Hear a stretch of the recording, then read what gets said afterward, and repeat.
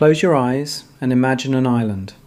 Not just any island, a volcanic wasteland of fire and ice, sitting alone in the North Atlantic, 800 miles from the nearest civilization.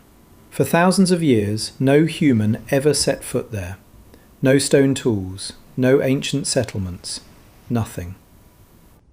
Then, in the year 870 AD, a Norwegian Viking named Ingólfr Arnarson looked across the black sand beaches of this untouched land and decided, this will be my home. What happened next created one of the most unique genetic experiments in human history. Because Iceland wasn't just settled by Vikings, it was settled by Viking men and the Celtic women they brought with them. Irish women, Scottish women, taken as slaves, lovers and wives during raids across the British Isles. And here's what makes Iceland absolutely extraordinary for DNA research. We know exactly who these people were. We have their names. We have the sagas that tell their stories. We have genealogical records connecting modern Icelanders directly back to specific settlers from 1,150 years ago. Iceland is a genetic time capsule, a living laboratory, the only place on Earth where we can trace Viking DNA to real people with real names who lived real lives documented in medieval literature. Today, genetic studies reveal that Icelanders are 60 to 80% Norwegian Viking and 20 to 40% Celtic. But those percentages hide an even more shocking truth. The Viking ancestry is almost entirely male, and the Celtic ancestry is almost entirely female. This is the story of how Norwegian warriors and Irish women created a new people, how violence became family, how slaves became ancestors, how DNA merged in fire and ice. This is the untold genetic story of Iceland. The year is 874 AD. Viking chieftain Ingólfr Arnarson stands on the deck of his longship, staring at the smoking volcanoes of an island no human has ever inhabited. Behind him, the ship is packed with everything needed to survive: livestock, tools, timber, seeds, and people. His wife, Halveig Frodadóttir, stands beside him. She's Norwegian, freeborn, noble blood, but she's not the only woman on this ship. Below deck, among the cargo and livestock, there are Irish women, taken during raids on monasteries and coastal villages. Some are slaves, some are concubines, some will become wives to the Norwegian men making this journey. Ingólfr performs a sacred ritual. He throws the wooden high seat pillars, carved with images of Thor and Odin, into the ocean and vows to settle wherever the gods wash them ashore. His slaves are sent to search the coastline. 3 years later, they find the pillars in a bay filled with steam from volcanic hot springs. Ingólfr names it Reykjavík, Smoke Bay. This becomes Iceland's capital.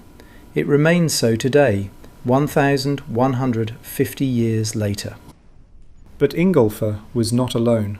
Between 870 and 930 AD, approximately 20,000 to 30,000 people settled Iceland.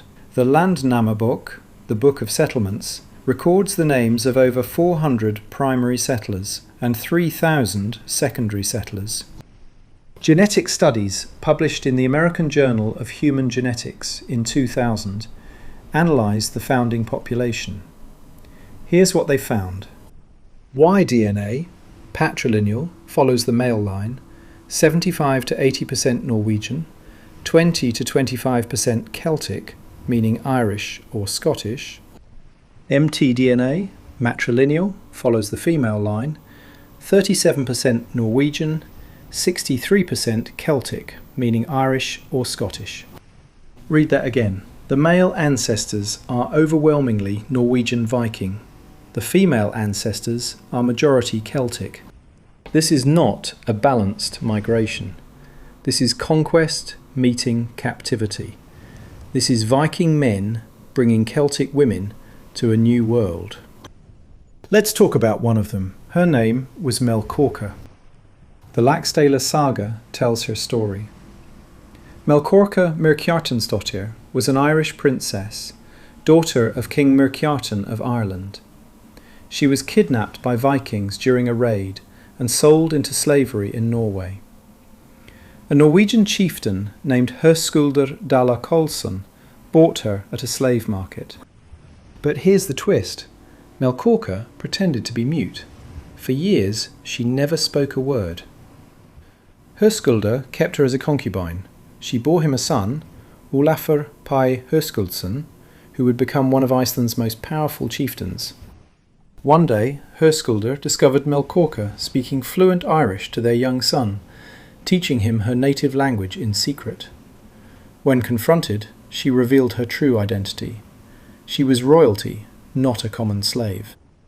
Her son Olaf eventually travelled to Ireland, met his grandfather King Melkjartan, and returned to Iceland as a nobleman with Irish royal connections. Melkorka, the Irish slave, became the ancestor of some of Iceland's most prominent families. This story is in a saga, but the DNA confirms it's real. Modern genetic studies show that the majority of Iceland's founding maternal lineages trace to the British Isles, specifically Ireland and Scotland. These weren't Viking women. These were Celtic women brought to Iceland by Viking men.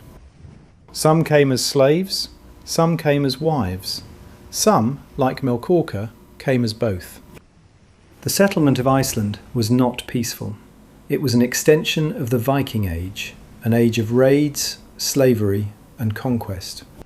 Between 795 and 1066 AD, Vikings raided Britain and Ireland relentlessly. Monasteries were prime targets. Why?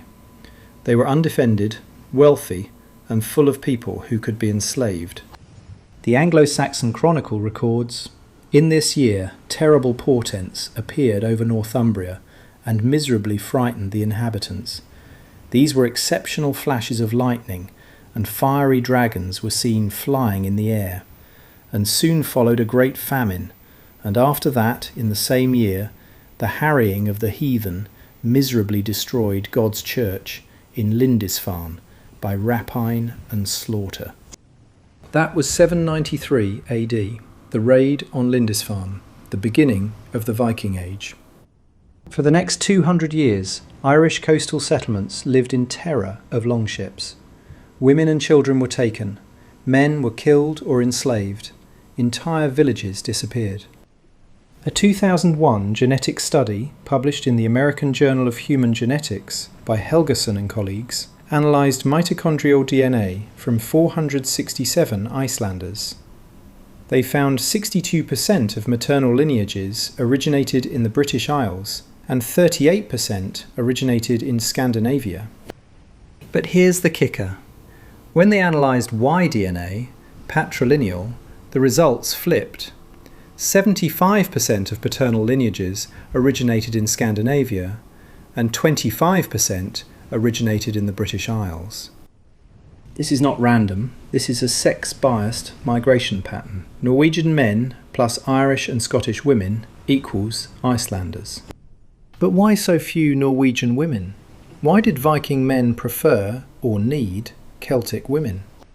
Theory 1. Polygyny and status. In Viking Age Scandinavia, wealthy men could have multiple wives or concubines. High-status men took Celtic women as status symbols, exotic captives from successful raids.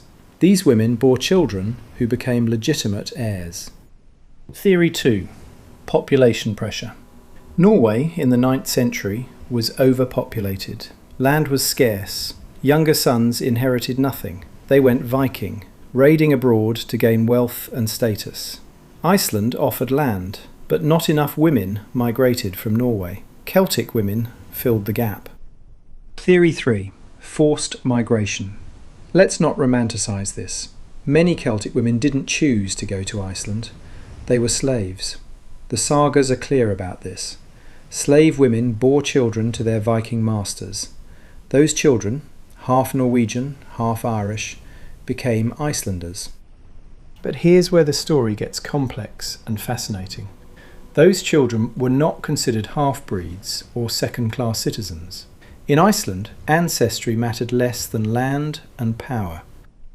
Ingólfr Arnarson, the son of the Irish slave woman Melkorka, became one of Iceland's wealthiest and most respected chieftains. His Irish royal blood was a source of pride, not shame.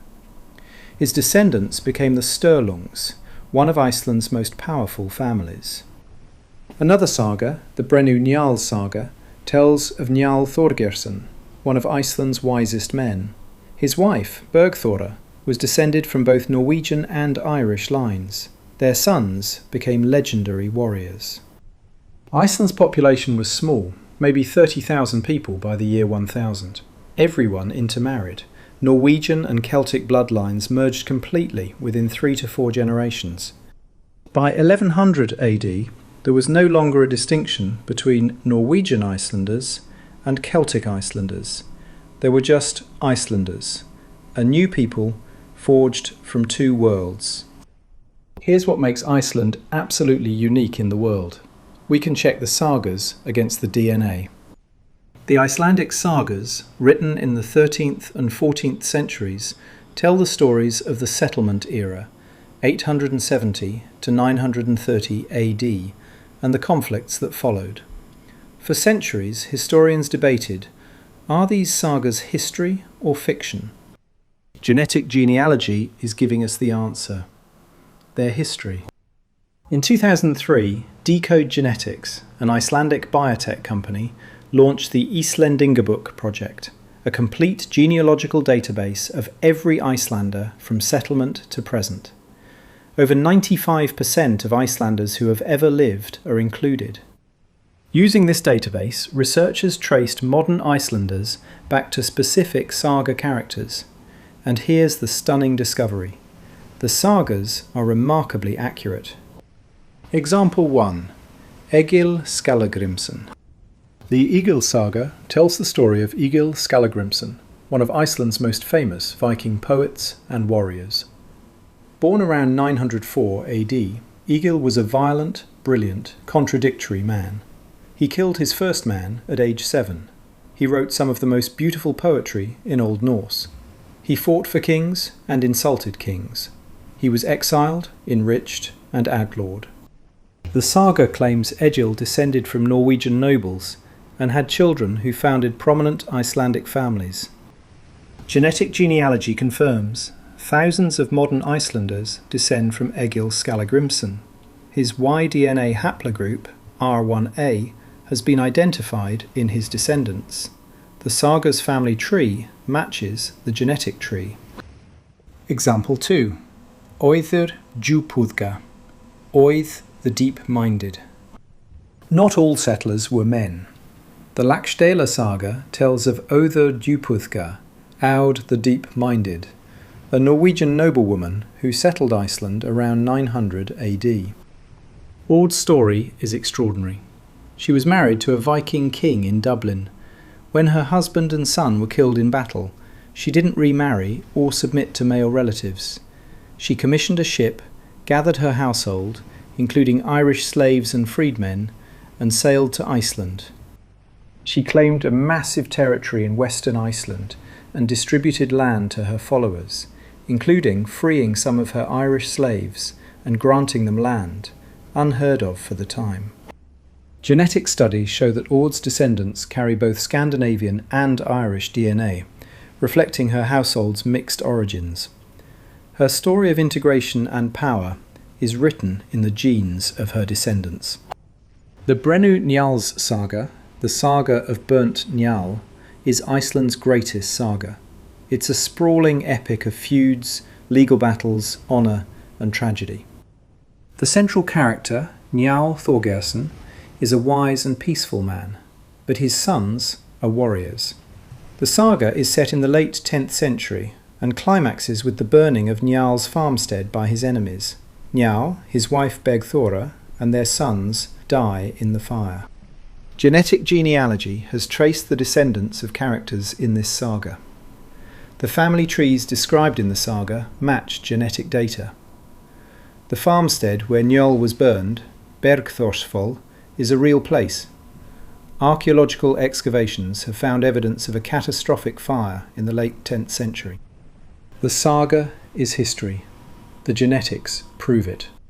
It would be easy to tell this story as Viking men conquered Celtic women, but the genetic and historical evidence shows something more complex. Yes, many Celtic women came to Iceland as slaves, but their children became Icelanders, and in Iceland, your ancestry mattered less than your actions. The Gragas, Iceland's medieval law code, contains provisions about the children of slaves. If a slave woman bore a child to a free man, the child could be granted freedom. Many were, and once free, they had the same legal rights as anyone else. Olafur Pie, son of the Irish slave Melkorka, became a chieftain. The descendants of Irish slaves intermarried with the descendants of Norwegian nobles. Within 100 years, the distinction disappeared. This doesn't erase the violence of how these women came to Iceland, but it shows that Iceland's early society was remarkably fluid. Identity was not fixed by birth, it could be earned. Iceland's population remained small for centuries. In 1100 AD, there were about 70,000 Icelanders. By 1300, still only 70,000. Then came the Black Death, 1402 to 1404, which killed 40 to 50% of the population. This created a genetic bottleneck. A small number of founders, those Norwegian men and Celtic women from the settlement era, became the ancestors of all modern Icelanders.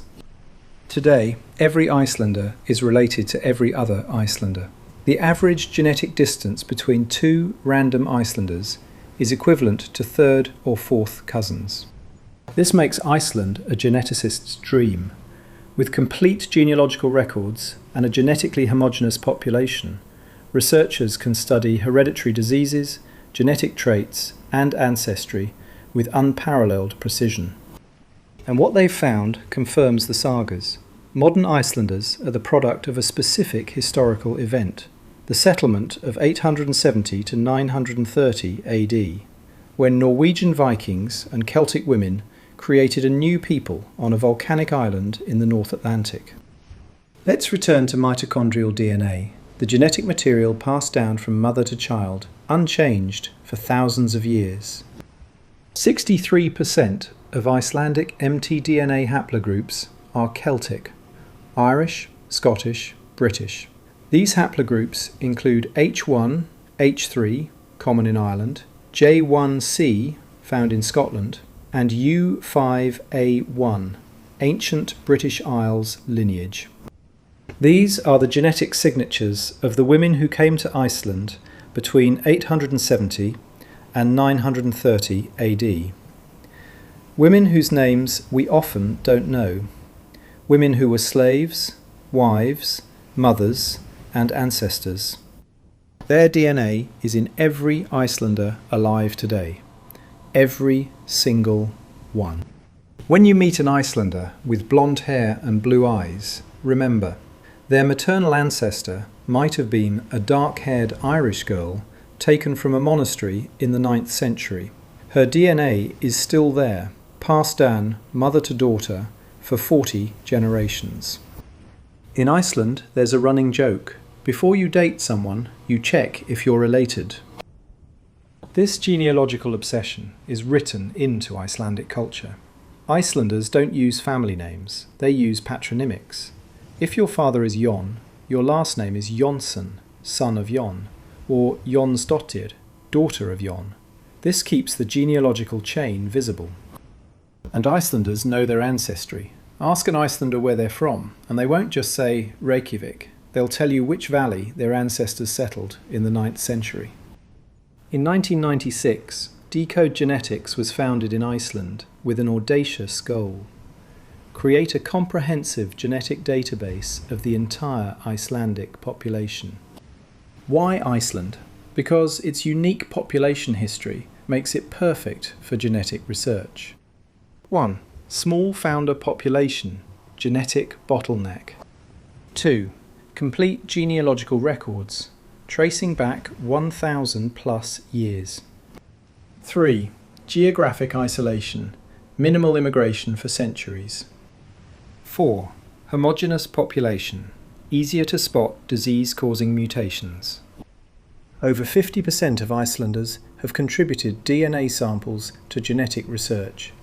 This has led to breakthroughs in understanding Alzheimer's disease genetics, schizophrenia risk factors, heart disease markers, and cancer susceptibility genes. But it's also revealed Iceland's unique ancestry story. Studies confirm modern Icelanders are 60 to 80% Norwegian, 20 to 40% Celtic. The Celtic ancestry is predominantly maternal. The Norwegian ancestry is predominantly paternal. This is the genetic signature of the settlement era frozen in time. So what does it mean to be Icelandic? Genetically, it means carrying the DNA of both Viking conquerors and Celtic captives. It means descending from Norwegian chieftains like Ingólfr Arnarson and Irish princesses like Melkorka. It means your ancestors include both the raiders and the raided.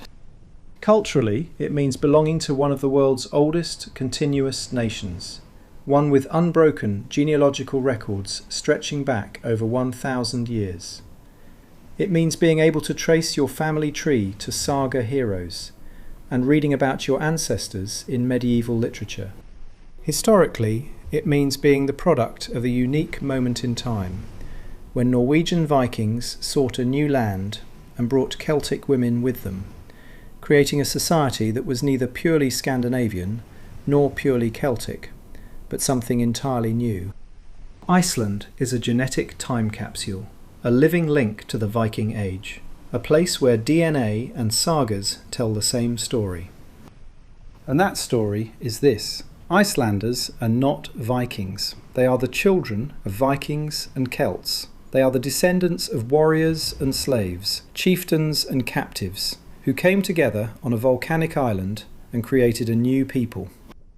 Today, when you look at an Icelander, you are looking at 1,150 years of genetic continuity.